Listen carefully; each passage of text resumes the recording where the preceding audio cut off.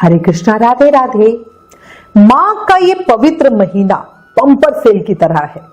जैसे सेल में नहीं होता थोड़े रुपए देकर ज्यादा सामान लिया जाता है, ऐसे ही इस माघ के पवित्र महीने में थोड़े से अच्छे कर्म करने से हमें बहुत ज्यादा अधिक पुण्य फल मिलता है।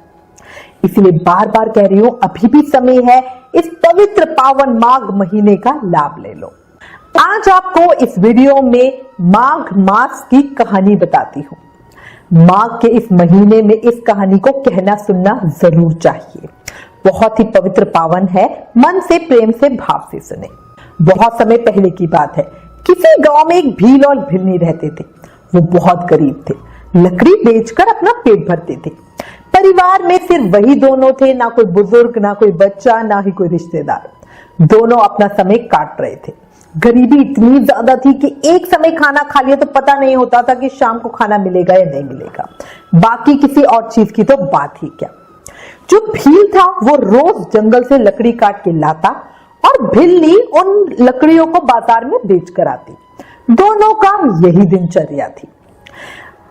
समय कट रहा था। एक समय की बात है जब माघ का महीना आने वाला था। तब गांव की सब औरतें कुएं पर माघ स्नान की चर्चा कर रही थी, आपस में पूछ रही थी कि कौन कौन करेगा। अब भिल्ली उन सब की बातें सुन रही थी। उसे माघ स्नान के बारे में या माघ महीने के पावन पर्व के बारे में कुछ भी नहीं पता था। वो सब औरतों से स्नान के नियम पूछने लगी और पूछने लगी कि माघ का क्या महत्व होता है। बिल्ली को सब जो औरतें थी उनमें से एक जो बुढ़ी अम्मा थी, उन्होंने बोला कि बेटा मैं तुझे बताती हूँ। उसने बिल्ली को पूरी जानकारी दी। अब बिल्ली को माघ का महत्व जानकर बहुत अच्छा लगा। उसने तभी मन में विचार कर लिया कि कुछ भी हो जाए मैं माघ स्नान तो जरूर करूंगी, क्योंकि उसको लगता था ना कि अभी तक मैंने कोई पूजा पाठ कुछ अच्छा पुण्य कर्म तो किया नहीं है, तो कम से कम मैं ये तो कर ही लूं। पर जब उसने ये सुना कि अंत में माघ का महीना जब खत्म होता है तो माघ पूर्णिमा पे दान और उद्यापन करना होता है, तो वो थोड़ा सोच में पड़ने लग गई। सोचने लग गई कि घर में हमारे तो खाने के लाले हैं, अगर दान या उद्यापन करने के लिए मैंने भील को कहा तो वो तो बहुत गुस्सा आ जाएगा। इतनी कड़ी मेहनत के बाद भी वो दोनों बड़ी मुश्किल से ही 2 समय रूखा सूखा खा पाते थे। पर उस समय भिल्ली ने कहा भाई जो होगा देखा जाएगा। उसके मन में भगवान के लिए अटूट विश्वास था, तो सोचा जो भी हो जाए वो स्नान तो करेगी, बाकी भगवान की मर्जी, पूरा हो जाएगा तो अच्छा, नहीं होगा तो जैसी इच्छा। अब माघ का महीना आया, वो भी गांव की और औरतों के साथ माघ स्नान करने के लिए गंगा किनारे जाने लगी। सब औरतों की देखा देखी ही पूजा आराधना भी करती। जो भीली थी वो रोज जो भील लकड़ियां लेकर आता था उस गड्ढे में से एक लकड़ी निकालकर अलग रख देती थी।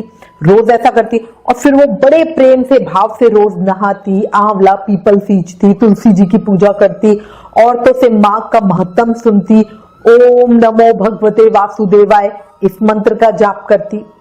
ऐसा करते करते धीरे धीरे महीना पूरा हो गया। उसने सोचा जो लकड़ियां बचा कर रखी है उन्हें बेचकर उद्यापन के लिए मैं कुछ कर लूंगी।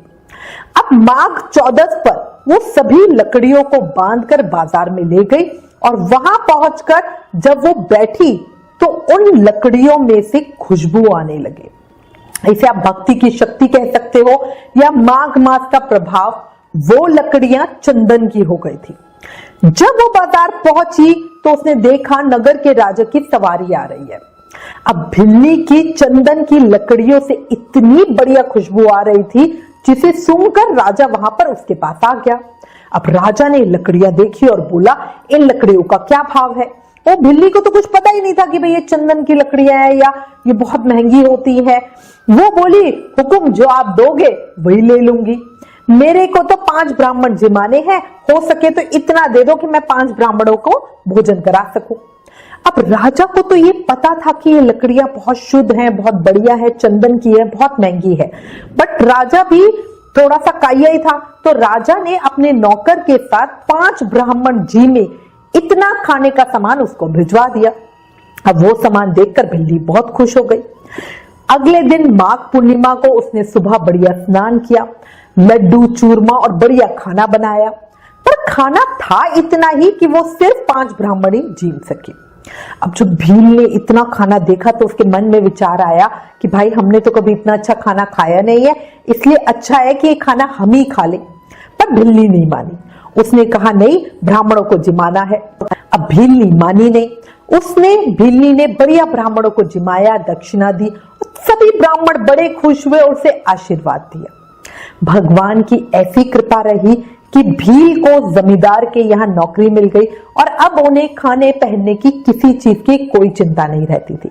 भगवान ने उनके सभी संकट हर लिए।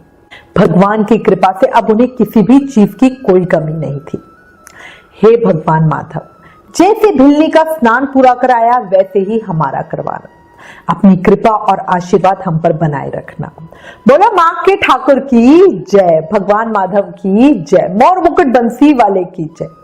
याद रखो, मां का ये पवित्र महीना सबकी इच्छा पूरी करने वाला महीना है और मैं कान्हा जी के श्री चरणों में आप सबके मंगल की कामना करते हुए प्रार्थना करती हूँ कि आप सभी की मनोकामनाएं पूरी हो, आपके जीवन में सभी नकारात्मकताएं दूर हो, आपके ऊपर सुख, अच्छे स्वास्थ्य, धन और सौभाग्य की वर्षा हो। इसी के साथ अगर आपको माँ की ये कहानी पसंद आए तो प्लीज इसे ज्यादा से ज्यादा शेयर करें और माँ का महत्व, माँ की महिमा सबको बताएं ताकि सभी इसका फायदा उठा सके। Please like, share and subscribe. Thank you. Hare Krishna.